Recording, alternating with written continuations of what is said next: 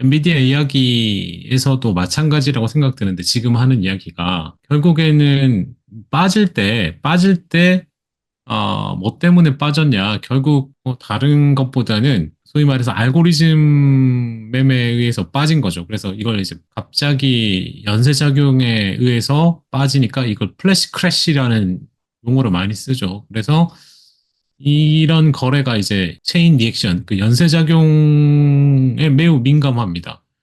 음, 그런 상황이고, 그리고 또 숏 포지션, 숏에 대한 부분에 있어서 이게 되게 이게 숏은 긴 기간 동안 할 수가 없잖아요. 이 시계가 네. 되게 좁고 짧아서, 이 포지션을 구축하는 것도 상당수가 이제 소위 말하는 기계가, 그러니까 요즘 AI라고 하죠. 이게 다 하거든요. 사람이 하는 게 없어요. 그러니까 최근 거래에 이 트레이딩에 이제 사람이 참여하는 경우는 크게 없는 상황이에요. 그러니까 결국 사람이 이 머신 AI를 이해해야 시장을 이해할 수 있어요. 최근에 어떤 큰 흐름은 시장을 이해하려면 이 머신이 기계가 어떻게 매매하는지를 이해를 해야 이거 시장에 대한 대응이 되는 거지. 그렇지 않고 그냥 대응하면은 아시다시피 막 빠질 때 팔고 바로 못 사잖아요. 대응이 엄청 느려가지고 오히려 가만히 있는 것보다 못하는 경우가 많거든요. 그래서 만약에 이런 그 초단기 폭락을 하면은 일단은 이유도 그렇게 뭐 그게 없고 어 알고리즘 매매에 의해서 매도가 많이 나온다 그러면 어 매수를 생각을 하긴 해야 돼요. 확률적인 사고 방식을 이제 해야 되는 부분이죠. AI 트레이딩은 결국에는 감정이 배제되는 그런 거기 때문에 이게 사람들의 입장에서는 이제 그 공포감이 커지죠. 떨어질 때 보시면은 완전히 뭐 다 죽을 것처럼 빠지고 또 반등도 엄청 빨리 올라옵니다. 그래서 어제 그 일본도 그렇고 미국도 지금 그렇고 이게 이렇게 그 V자로 이렇게 움직이는 부분은 이런 그 트레이딩이 이제 앞으로 계속 더 많이 늘어날 것 같긴 한데 이런 부분이 시장이 계속 나타날 때 아예 그냥 차라리 대응을 못하겠어 안 하는 게 훨씬 낫다. 괜히 뭐 깝죽대다가 다 털리는 거죠. 음, 그런 게 있기 때문에 그런 것도 좀 보시면 좋을 것 같고요. 그래서 이 과거에는 이 소위 말하는 알고리즘 적었다 치지만 최근에는 이렇게 좀 있었죠. 그러다 보니 그런 게 있는데 그래서 이 빅스가 소위 말해서 이제 그 급등한 이후 이렇게 향후 보면은 어, 보통 한 13주부터 8주까지는 보시면 중간값이 마이너스이기도 하고 이래서 단기간에는 뭔가 그 의미 있는 그 이상을 넘어가는 그런 부분은 안 나오지만 13주 이후부터는 평균값이나 중간값이 이제 넘어가죠. 수익률이 이제 올라오는 부분이 있으니까 S&P 500은 역사적으로 이 극심한 그 시장 변동성 이후에 회복력을 보였다. 그래서 그러니까 요 단기보다는 그래도 한 중기 정도 이상으로 갈 때 이제 보였다는 부분을 나타내기 때문에 참고하시면 좋을 것 같아요. 그래서 여기 이 부분을 이렇게 뭐 빠르게 대응해서 잘 할 수 있으면은 하면 좋은데 그게 안 되면 그냥 가만히 있는 게 낫다라고. 그러면 여기서 이제 상승 여력이 있냐, 뭐 이 부분에 대해서 보면 하락 추세하는 상단에 이제 다 왔어요. 대부분. 나스닥도 그렇고 S&P 500도 그렇고 이 빠지는 이 상단 하락 그 하락 추세선의 상단 부분에 거의 다 왔기 때문에 어, 약간은 이제 좀 테크니컬하게 여기서 좀 한번 접을 가능성도 있긴 하죠. 근데 현재 이 올라올 때 매수가 뭐 개인 저가 매수도 있고요. 어제 말한 바이백도 있고 연기금도 있고 뭐 그런 상황입니다. 그래서 이게 단기적으로 이제 매수가 들어오면서 이런 부분이 있으니까 좀 지켜보시면 될 것 같고요. 그래서 일단은 한번 뭔진 모르겠지만 한 번은 쉴 수도 있겠다. 왜냐하면 뭐 이평선도 이제 꺾고 내려오기 때문에 내려오는 거에 맞고 내려올 수도 있고 약간은 단기적으로 한번 접었다 갈 수도 있겠다는 생각이 들고요. 음, 장기적으로는 이제 그 글로벌하게 이 정책 금리가 향후 12개월 동안 지금 크게 이제 좀 금리가 떨어질 걸로 지금 보는 거죠. 6개월에서 12개월을 보시면은 대부분 국가에서 금리가 이제 떨어질 걸로 보는 거거든요. 뭐 선진국이든 그 신흥국이든 정책 금리가 이제 인하를 이렇게 크게 할 걸로 보는 거죠. 즉 글로벌하게 그 원화적인 통화 정책을 전환한 추세. 다만 일본은 보시면은 이게 없죠. 예상이 일단 없어요. 그래서 없고 그 다음에 여기 스위스도 어제 스위스 프랑 그 오논 할 때 이야기했지만 그 강세로 가고 있어가지고 이것도 없는 상황이긴 한데 나머지는 전체적으로 가고 있다 이렇게 보시면 되고 메가캡 종목들 중에 그래도 EPS를 상향 뭐 수익 추정치 이제 긍정적으로 이렇게 올린 쪽은 수정된 쪽은 이제 메타하고 엔비디아입니다. 2025년 EPS 이제 이 두 회사만 좀 이렇게 메타가 가장 강하죠. 가장 많이 마이크로소프트가 일단 마이너스 조금 줄어든 유일한 회사고요. 그리고 애플도 2, 뭐 구글이나 아마존은 뭐 좀 1%인가 그렇게 강하지 않은 모습이다. 이렇게 보면 메타가 가장 그리고 흐름 자체도 지금 차트도 가장 좋은 차트는 메타 차트입니다. 그래서 음, 메타가 가장 흐름이 좋은 상황이고요. 그 다음은 그 시티에서, 미국 기술주에 대해서, 어, 아직까지 상당한 그 매도 위험이 있다. 이런 이야기를 하고 있습니다. 그래서 이 시티의 이 몬테규, 이 뭐, 몽테규죠. 이걸 뭐, 이 프랑스 사람인가요? 이런 이름 말을. 이름이 아주 크리스 몽테. 희한한데요? 네. 이게 뭐, 아마 유럽에서 이제 건너왔겠죠. 어, 그래서 이게 이제,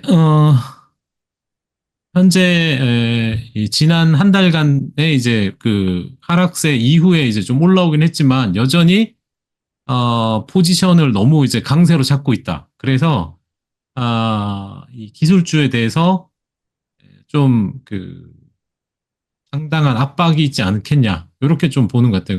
여기 밑에 보시면 나스닥 100 선물에 너무 이제 여전히 그 매수 포지션이 크다는 거예요. 약 225억 달러의 매수 포지션이 남아 있기 때문에 이게 좀 압박으로 좀 작용할 수 있다. 이렇게 좀 보는 것 같습니다. 그래서 만약에 혹시나 이제 그 경제 지표가 부정적으로 나오게 되면 향후에 나올 게 오늘 뭐 CPI는 그래도 그래 괜찮으니까 뭐 그게 이 포지션을 정리하는 쪽으로 나오진 않을 것 같은데 만약에 이제 좀 더 부진한 경제 지표가 나오게 되면 이 포지션에서 한 7.6% 손실을 볼 수 있기 때문에 이 포지션이 정리될 때 상당한 압박이 된다. 뭐 이런 이야기를 하고 있습니다. 음, 앞서 말했듯 테크니컬하게도 하락 조선의 상단, 그 다음에 포지션도 좀 매수 포지션이 너무 많이 몰려 있다. 뭐 이런 것들이 단기적으로 압박이 될 수 있다. 이렇게 좀 보면 될 것 같고, 어, 지금 보시면 나스닥 100 같은 경우 요 30 근처에서 이제 반등이 나왔죠, 그죠? 지난주 초 빠진 거는 이제 거의 다 만회했습니다. 그리고 이제 사상 최고치보다 한 10% 정도 나스닥 100이 이제 낮은 수준인데 결국에는 이게 올라오려면은 금리 인하에 대한 그 가능성이 좀 높은 어떤 더 하는 뭐 그런 이렇게 뭐를 찾아야 되죠, 그죠? 그런 부분을 그런 걸 찾아야 되는 부분이 있기 때문에 좀 더 그런 게 좀 나와주면 뭐 올라갈 수 있겠지만 그게 아니면 약간의 좀 압박 요인은 있을 것 같다. 이렇게 보시면 되고. 앞서 그 13F 이야기했는데 이 제가 가진 거는 르네상스 테크놀로지입니다. 르네상스. 네, 이 이제 고인이 되신 분. 이 회사는 이제 계속 유지가 되죠. 근데 그러니까 가장 많이 이제 유지되는 회사는 여기 보시다시피 이렇게 있죠. 가장 많이 그러니까 이거 순위는 이런데 가장 많이 산 거는 브로드컴입니다. 브로드컴. 예, 브로드컴. 예, 브로드컴을 가장 많이 많이 샀고요. 그 다음에 AMD, 애플, 퀄컴, 엔비디아입니다. 그 다음에 가장 많이 판 거는 이제 아마존. 예, 아마존하고 우버입니다. 우버.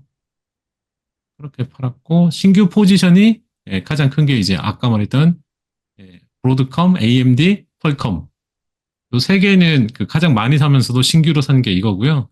넷플릭스도 신규로 이제 샀어요. 그래서 이런 건 뭐 이쪽은 뭐 아시겠지만 대표적인 이제 트레이딩이니까 크게 참고할 건 아니지만 그래도 신규로 가장 많이 산 게 브로드컴이라는 것 정도는 그래도 이제 어떤 면에서 보면은 가장 긍정적인 부분도 좀 생각할 수 있죠. 특히 테크 위주로 다 샀거든요. 반등 난 거를. 그래서 음, 그런 부분도 참고해 보시면 될 것 같고. 그다음 요거는 뭐냐면 오늘 뭐지? 월스트리트저널에서도 뭐 비슷한 이야기가 나온 것 같은데, 소위 말해서 이게 뭐 어떤 효과냐면 슈가데디 부메랑 이펙트라고 해갖고 이게 뭐냐면 그러니까 마이크로소프트는 오픈 AI에 투자를 하고 아마존은 엔트로픽에, 구글도 엔트로픽에 투자를 했죠. 금액은 지금 뭐 화면에 보이는 이 130, 뭐 40, 25, 뭐 이렇게 투자를 했는데 이 투자를 하면 어떻게 하냐? 오픈 AI가 애저를 쓰고 뭐 이렇게 크레딧으로 쓰죠. 엔트로픽이 아마존을 쓰고 구글 클라우드를 쓰고 이런 식으로 쓰기 때문에 AI 그러니까 오픈 AI와 엔트로픽이 운영하는 회사를 운영하려면 클라우드 서비스를 쓰는데 그걸 쓰니까 어떻게 됩니까? 돈이 갔다가 다시 또 들어오죠. 왜냐하면 클라우드를 썼으니까. 그래서 이들 기업이 쓴 것까지 포함해서 그 AWS든 뭐 지금 뒤에 마이크로소프트 애저든 구글 클라우드든 매출과 영업이익이 늘어났어요. 그러니까 투자를 하고 그 투자한 게 돌아오는 거예요. 바로 바로. 왜냐면 애들도 서비스를 위해서 클라우드를 쓰니까. 그래서 소위 말하는 GPU 렌탈 수익성이 계속 늘어나고 있죠. 그러니까 이게 늘어나는 거에는 애들이 더 쓰니까 또 AI 캐파도 또 이제 수요가 또 늘어나는 부분이 있는 겁니다. 그래서 특히 이제 이 슈가데디 부메랑 이펙트라는 게 뭐냐면 거대 기업이 AI의 스타트업이나 뭐 특히 이제 아까 오픈AI나 엔트로피 같은 투자하는 과정에서 관찰되는 이런 금융 현상인 거예요. 돈이 갔는데 바로 들어와요. 자기한테. 그래서 이 앞서 이제 마이크로소프트 애저도 마찬가지로 클라우드 지출이 이제 촉진되기 때문에 이게 클라우드 비즈니스가 커지는 게 지금 클라우드가 이제 역으로 이제 성장하기 시작했잖아요. 이제 성장률이 떨어지다가 네. 그게 자기들이 투자했던 부분이 돌아오는 것도 있다는 걸 이제 알아야 된다는 거죠. 그러니까 다른 클라우드만 따로 떼놓고 이제 볼 수 없는 부분이 있는 거예요. 그게 그런 부분이 있으니까 그래서 이게 AI 기업에 대한 투자가 클라우드 서비스에 대한 지출 증가로 이제 이어지고 이게 또 매출 클라우드 제공업체의 매출 창출로 이제 이어지는 거죠. 그래서 자, 이 역학관계를 제대로 이해해야 되고 현재 3사 클라우드 3사의 매출 성장의 의미를 과대평가하는 걸 좀 경계해라. 요것도 있습니다. 왜냐하면 갔다가 돌아오는 거니까 자기 돈 가지고 자기가 뭐 하는 것 비슷한 느낌이긴 하죠. 그래서 음, 이런 거대 기술 기업의 그 막대한 재정 투자가 이 클라우드 컴퓨팅하고 AI 개발 지형을 재편한다. 즉, 그러니까 이럴 수밖에 없는 구조가 되어 있는 거예요. 현재. 그렇기 때문에 빅테크를 빼고, 이 클라우드 3사를 빼고, 아니면 오라클이나 뭐, 메타까지도, 뭐, 일단 이런 회사들이, 거대한 투자가 들어가게 되고, 그 돈이 또 돌아오는 거예요. 그래서 뭐, AI로 인한 뭐, 수익성 없나, 뭐, 이런 거는 좀 더 뒤에 좀 또 보긴 해야 된다. 이렇게 좀 보시면 될 것 같습니다.